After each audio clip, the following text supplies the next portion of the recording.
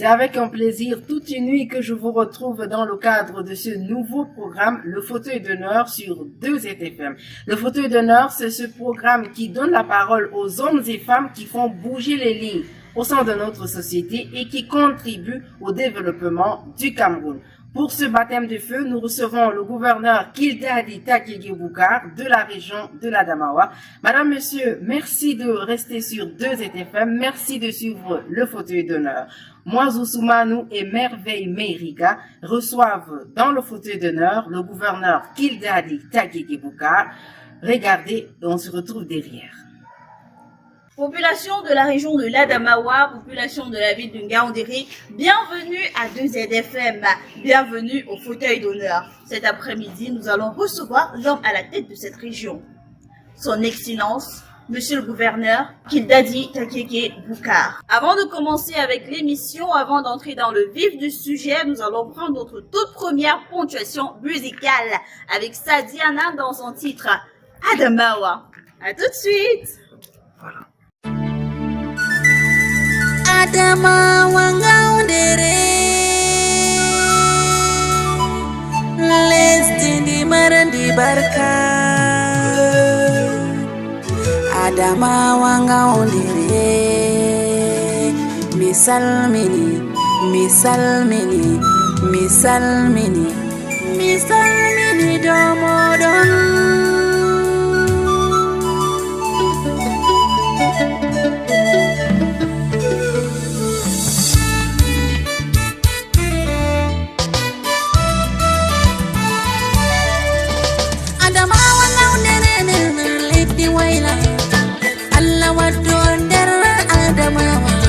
Adamawa leddi ndi marndi barka, leddi ndi laaɓi ɗo a yahto bi isa.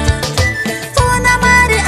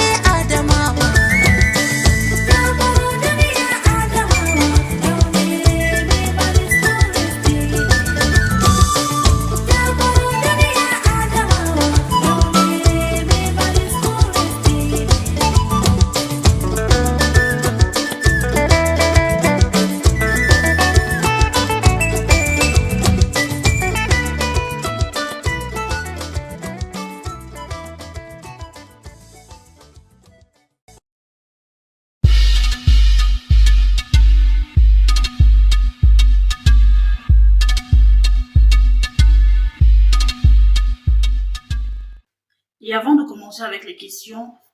Le thème de l'interview est actualité dans la région de l'Adamawa. Alors, monsieur le gouverneur, ça fait plus d'un mois que vous avez reçu une médaille de la vaillance lors de la première conférence semestrielle des gouverneurs de Yaoundé. Que représente cette distinction honorifique pour vous et les populations de l'Adamawa? Je crois que c'est une reconnaissance des efforts que nous avons déployés au cours de nos missions, pendant l'accomplissement de nos différentes missions. Le haut commandement a estimé que l'état de service que nous présentons est suffisamment éloquent et conséquemment, ce haut commandement devrait donc nous décerner cette récompense qui est la médaille de la bravoure à titre exceptionnel. Parce qu'en réalité, la médaille de la vaillance est prioritairement donnée aux forces de l'ordre, mais exceptionnellement donc aux civils que nous sommes pour avoir accompli certaines missions d'intérêt général. Et je crois que nous devons nous estimer heureux d'avoir été retenus. Et nous voulons dire que cette médaille est une invite à plus d'efforts, à plus de travail, parce que il ne suffit pas d'engranger une médaille et de croiser les bras par la suite. Il faut monter en puissance. Il faut se déployer de manière plus déterminée. Et je crois que c'est ce qui nous amène à être très joyeux en recevant cette médaille. Vos tournées des prises de contact et descentes sur le terrain vous ont permis de découvrir sans doute les forces et les faiblesses de cette région. Quels sont les leviers sur lesquels on devrait appuyer pour accélérer le développement de notre région? Bien, vous savez, nous avons des acquis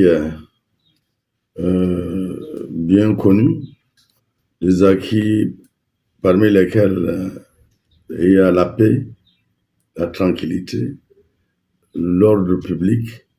Ce sont ces leviers importants qui doivent être assurés afin de permettre que notre région se développe, que notre région s'épanouisse et connaisse sa prospérité. Voyez-vous, s'agissant de la paix, rien ne peut se faire sans cette paix. Et notre premier devoir, c'est d'assurer à tous les niveaux cette paix. Nous devons sensibiliser, inculquer à nos populations la notion de vivre en paix. Et nous pensons également que nous devons, ensemble avec les forces vives, ensemble avec les chefs traditionnels, ensemble avec les autorités militaires et civiles, regarder vers la même direction pour réaliser les tâches de développement. En l'occurrence, déterminer les gens à mieux travailler, à mieux produire et je crois que en faisant ainsi, nous sommes certains que nous pouvons apporter notre pierre à la construction de notre région. C'est ce travail que nous faisons tout au long de notre magistère au niveau de la région d'Adamawa. Monsieur le gouverneur, un mot sur l'action municipale prise globalement dans la région de l'Adamawa. Voilà, je vois que nous devons, la mission principale, c'est d'aller vers l'émergence, comme l'a souhaité le chef de l'État. Et toutes les intelligences devraient être orientées vers cet idéal nous devons tout faire pour accompagner le chef de l'État dans sa vision de faire de notre pays un pays moderne, un pays prospère, un pays où la pauvreté est vaincue. Et je crois que c'est ce que nous devons faire au niveau de la région de l'Adamawa, déterminer les populations, aller vers plus d'efforts, aller vers le travail, aller vers ce qui est productif. Quel langage tenez-vous sur le vivre ensemble dans l'Adamawa? Bien, le langage que nous tenons, c'est de convaincre les uns et les autres de respecter cet idéal, ce principe.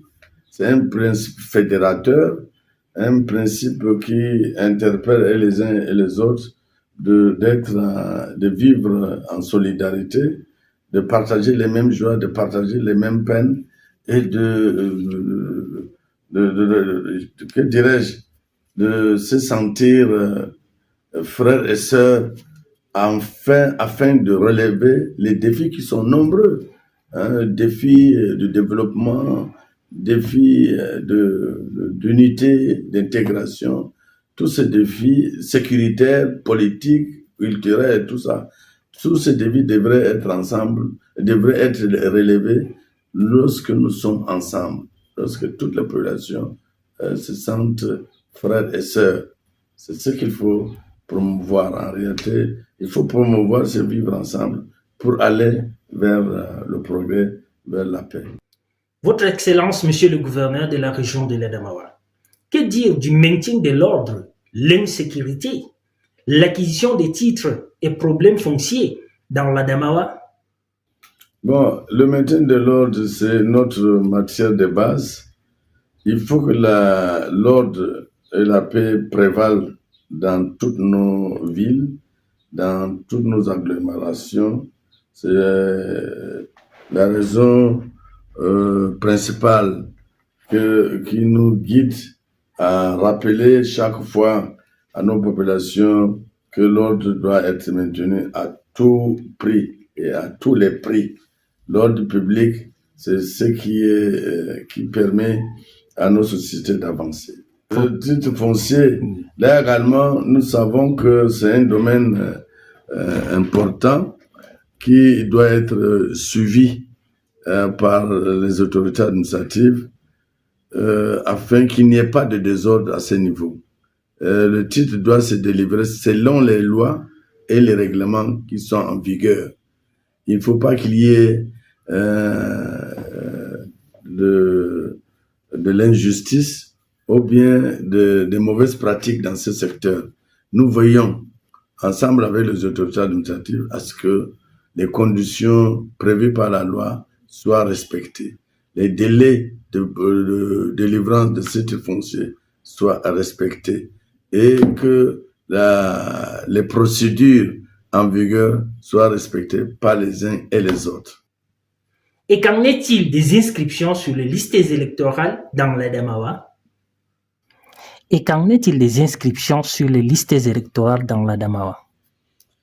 Alors, les inscriptions se sont très bien passées dans l'Adamawa en présence de toutes les parties prenantes. Les partis politiques étaient présents, l'administration était également là et les autres responsables impliqués dans la gestion des élections dans notre pays.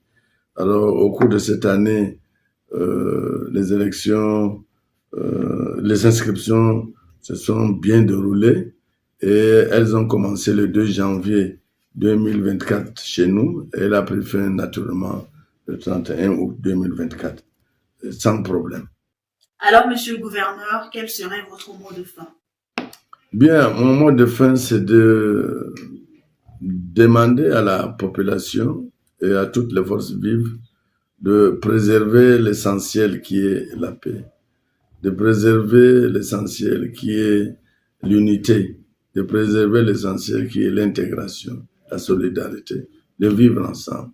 Ce sont des vertus cardinales que nous devons observer à tout prix si nous voulons vivre dans une région où il fait bon vivre, où il y a la paix pour tout le monde, où les gens vont à leurs occupations sans difficulté, où les commerçants vont à leur commerce sans difficulté, où le paysan va à son champ sans difficulté, où l'étudiant va à son université ou à son école sans difficulté. C'est cette région que nous voulons. Merci, monsieur le gouverneur, de nous avoir accordé votre précieux temps. C'est vrai, vous êtes débordé, mais vous avez pris la peine de nous accueillir dans votre bureau. Nous vous remercions énormément et qu'Allah vous bénisse. C'est moi qui vous remercie.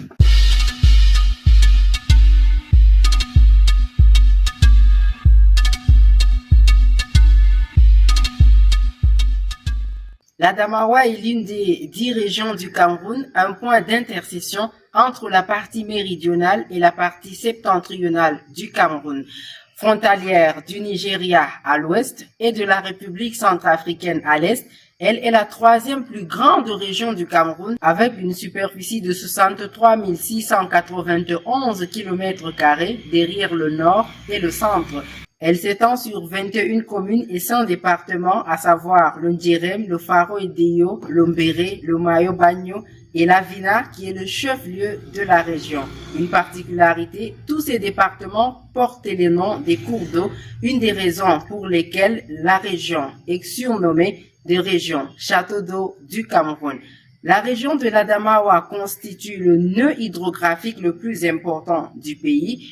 De nombreux cours d'eau y prennent leur source et se déversent dans le bassin du Congo, de l'Atlantique, du Niger et du Tchad. Parmi eux, la Benue, la Vina, la Kadéi et le Ndjérém. On relève également la présence des nombreuses sources natronnées qui constituent un précieux avantage pour l'élevage. D'ailleurs, cette région est le cheptel bovin du Cameroun. Sur le plan administratif, la région de l'Adamawa a été créée en tant que province en 1983 avant d'être transformée en région à la suite du décret présidentiel de 2008 portant organisation administrative du Cameroun. Très attractive, l'Adamawa offre une richesse touristique importante. On dénombre des sites comme le fleuve de la Vina, le mont Gaondal, le range de Ngaoudaba, le lac Tizon et les lamidas comme le lamida de Koncha, le lamida de Bagno et le lamida de Ngaoundéré. La région offre également des festivals comme le festival Nyem Nyem, le festival Borianga et le Kilisa ou Fantasia qui est organisé dans les différents lamidas que compte la région. Dans cette partie du Cameroun, l'islam est la principale religion à côté duquel se trouvent les catholiques, les protestants et bien d'autres confessions religieuses. Les Peuls forment les principaux groupes ethniques de la région avec 60%, à côté desquels se trouvent les Baya, les Boum, les Ndi, les Outé, les Kondja, les Nyem Nyem et d'autres groupes ethniques. Cette population cosmopolite cohabite pacifiquement et pratique le mariage exogamique entre elles, une preuve de tolérance et de vivre ensemble. Cette région est depuis 2015 sous le leadership de l'administrateur civil principal Kildadi Takege Boukar. Et avec la décentralisation effective, la région est sous la conduite du président du conseil régional, Dr Mohamedou Dewa, qui implémente les projets de développement. L'Adamawa est considérée de région la plus proche du paradis par son doux climat et ses vastes terres fertiles. Seulement, elle a besoin de voies de communication pour la mobilité des biens et des personnes.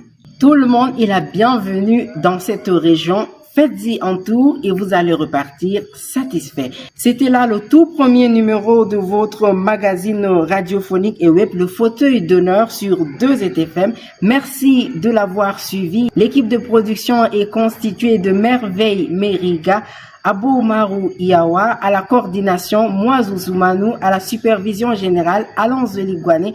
Mesdames, Messieurs, on se retrouve à très bientôt avec un autre invité. D'ici là, restez sur nos différentes plateformes pour ne rien rater des prochains numéros.